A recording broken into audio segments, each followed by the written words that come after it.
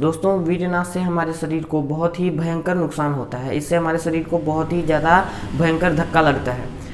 मैं आपको कुछ ऐसे नुकसानों के बारे में बता रहा हूं जो आपको चुकाना पड़ता है वीरनाश से। मतलब कुछ सेकंड से जो आपको खुशी मिलती है, हस्त क्रिया करके वीरनाश करके आपको कुछ सेकंड के लिए खुशी जो मिलती है, उसके पीछे आपको कितना कुछ अपना गंवाना पड़ता है, अपना कितना कुछ नाश करना पड़ता है, उसके बारे में आज आपको पता चलेगा। अगर आप इस वीडियो को ध्यान से सुने ना और वीरनाश से होने वाली हानियों को आप अच्छी तरह समझें और अपने ऊपर फील करें, तो आप कभी भी अगली बार वीरनाश करने से पहले कांप जाएंगे, क्योंकि कोई भी अपने शरीर को पूरी तरह बर्बाद नहीं करना चाहता है। तो आइए शुरू करते हैं। तो दोस्तों वीरनाश के बहुत से नुकसान हैं। जो व्यक्ति वीर के नाश करता जाता है वह अपनी मृत्यु के पास समझ लिए चला जाता है, क्योंकि वीर जो है हमारे रक्त से बनता है। वो डायरेक्टली नहीं बनता है, 7 स्टेजेस होते हैं, रस, रक्त, मांस, मेद, अस्थि, मज्जा, शुक्र, वीर्य।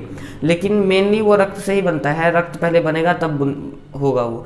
विद्वानों का कहना है कि 40 बूंद रक्त से 1 बूंद वीर्य बनता है। सिर्फ 1 बूंद, मतलब छोटा सा ड्रॉप वीर्य बनता है। दोस्तों जो लोग वीरनाश करते हैं वो खून की कमी से पीड़ित रहते हैं, क्योंकि 1 बूंद वीर्य का गया तो समझ लीजिए 40 बूंद रक्त का गया। तो रक्त की कमी से जो भी नुकसान होते हैं होमियोग्लोबिन के या फिर खून में जो भी माइक्रोन्यूट्रिएंट्स होते हैं, इन सब की कमी से जो भी नुकसान होते हैं वही वीरनाश की कमी से नुकसान होते हैं। लेकिन खून की कमी से जो नुकसान होते हैं उससे कई गुना भयंकर है वीरनाश से जो नुकसान, क्योंकि 40 बूंद रक्त से 1 बूंद वीर्य बनता है। आप कई बूंद वीर्य बहा देते हैं तो कई बूंद आपका खून भी गया। 1-1 लीटर आपका खून वेस्ट गया, कोई उसका असर नहीं हुआ, वो खून खराब हो गया। तो खून की कमी से में कौन कौन से रोग होते हैं? जो व्यक्ति वीरनाश करता है उनमें ये सब लक्षण पाए जाते हैं। सबसे पहले उस व्यक्ति के बाल झड़ने लगते हैं। उस व्यक्ति के बाल, जो व्यक्ति वीरनाश करता है उस व्यक्ति के बाल सफ़ेद होने लग जाते हैं। आंखों के नीचे डार्क सर्कल्स आ जाता है, आंखें के अंधेरी आ जाती है और आंख नीचे की तरफ अंदर की तरफ धंस जाती है। चेहरे पर रौनक नहीं लगती है, चेहरा खिला खिला नहीं लगता है, ऐसे दब्बू की जगह चेहरे पर फोड़े, फुंसियाँ, क्योंकि वीरनाश से रक्त गंदा हो जाता है ना, रक्त दूषित हो जाता है, बेकार हो जाता है, रक्त किसी काम का नहीं रहता है। और आँखों की रोशनी कम होने लग जाती है, दांत मतलब कमज़ोर होने लग जाते हैं, दांतों का मतलब बदबू आने लग जाती है, मुंह से अजीब दुर्गंध आने लग जाती है।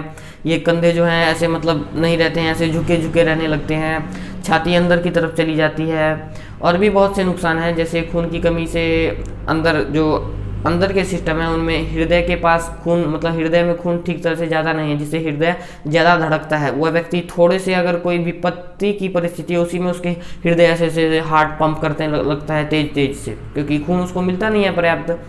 ये आंतों की जो दिक्कतें हैं, जैसे पेट साफ नहीं होना, कब्ज होना या फिर अधिक दस्त होना, वो सब खून की कमी से हो जाता है। ऐसा क्यों होता है? क्योंकि दोस्तों खून अगर हमारे शरीर में, वीर्य हमारे शरीर में पर्याप्त रहे तो हमारी आंतों में चिकनाई रहती है। मतलब जैसे तेल लगाते हैं ना हाथ में तो चिकनाई होती है, उससे कुछ भी डालें तो फिसल जाता है। इसी तरह हम खाना जो मतलब हमारा जो मल है वो मल अच्छी तरह से अगर आंतों में चिकनाई होगी तो मूव करेगा, फिसल फिसल के आराम से निकल जाएगा मल त्याग करते समय। लेकिन जो व्यक्ति वीरनाश करते हैं उनकी खून की कमी की वजह से आंतों में चिकनाई नहीं रहती है, आंतें सूख जाती हैं, उनमें मॉइस्चर की कमी हो जाती है, क्योंकि वीर कितना चिकना होता है और वही आंतों में रहता है, मतलब आंतों में हर बॉडी में रहता है, वो एब्जॉर्ब हुए। तो चिकनाई के कम होने की वजह से उसमें आंतें जो होती हैं मल को या भोजन को पकड़ लेती हैं, वो ना भोजन को पचा पाती हैं और ना मल को निकाल पाती हैं। और कई व्यक्ति को वीरनाश के कारण, मतलब खून की कमी के कारण, या तो बहुत ज़्यादा कब्ज होती है या उसको दस्ती होती है। मतलब जब भी वो खाए उसके बाद उसको